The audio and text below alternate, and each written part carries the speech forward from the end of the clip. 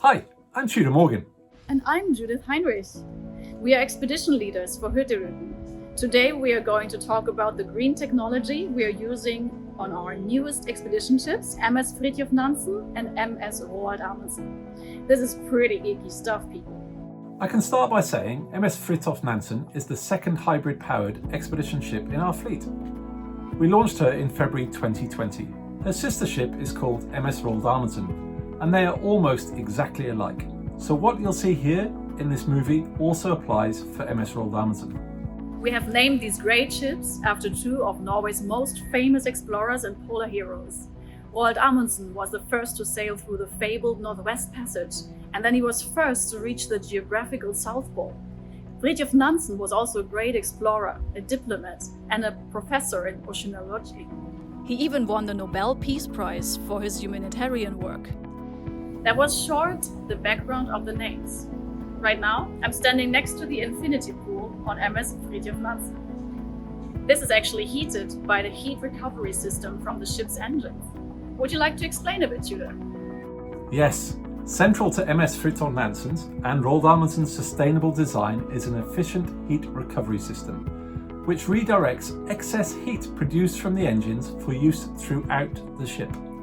This prevents the heat from being wasted or just dumped into the sea. Separate high and low temperature cooling networks and heat exchange boilers optimize the heat energy and distribute it to various sections of the ship. The galleys of the onboard restaurants, the pool, hot tubs, ventilation and central heating, freshwater evaporators, and even the shower in your cabin all benefit from this recovered heat. And just to explain a bit about our hybrid engines, this means we are using a hybrid diesel-electric system to power the ship. In the engine room, there are 4 latest generation Rolls-Royce Bergen diesel engines. And these engines are coupled to 2 AC switchboards that again are connected to 2 energy storage batteries.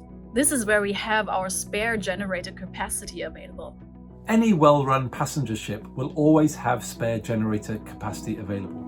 Generators can therefore maximize their output in case one of the generators should fail, or if the ship needs increased thrust in narrow channels or during any kind of complex maneuvering. This additional capacity is called spinning reserve.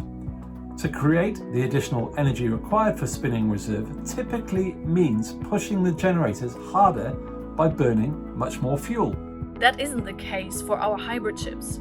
Instead of relying on diesel generators and on greater fuel consumption, which in turn produces more pollutants, we have the option to switch to the clean battery system as the spinning reserve. This means that whenever the power requirement of the diesel engines is at the peak, the electric energy stored in the batteries can be used to compensate and level off those spikes. This is called peak shaving and helps greatly in avoiding using additional fuel and the associated emissions. Doing this allows the diesel generators to always operate close to the strategic optimum load, saving them from stress and strain, lowering general wear and tear, and cutting maintenance costs. Our hybrid ships can also operate on just battery power alone for limited periods of time, meaning no diesel engines on, no fuel usage, and 0 emissions. As the technology improves, we hope to be able to extend the duration of this all-electric mode in the not-too-distant future. This green mode is a very desirable function when docked at ports, and not least when we're exploring environmentally sensitive areas. Well, let's add that the diesel engines themselves have among the lowest specific fuel consumption ratings in the market, and only use low sulfur MDO or MGO diesel, keeping emissions well below current and future requirements. Phew, that was slightly technical. Oh, we're not entirely done yet. You see, the fronts of our hybrid ships are designed with Rolls-Royce's patented wave-piercing bow. This reduces the ship's pitch motions and the resulting wave resistance whilst at sea. This is a great asset for both guest comfort and fuel economy, especially as we routinely cross some of the toughest ocean areas of the world, such as the Drake Passage to Antarctica. Then I should mention that they also have really advanced propellers as well. These motors are powerful enough to be able to push or pull with equal mechanical efficiency either way.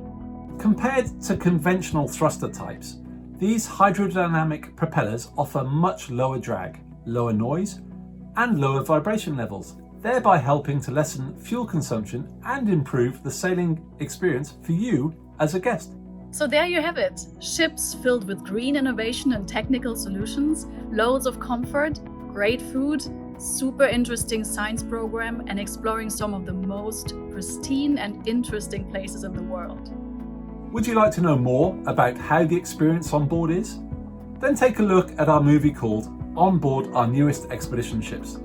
You can learn more about our sustainability measurements by seeing the movie Hurtigruten and Sustainability.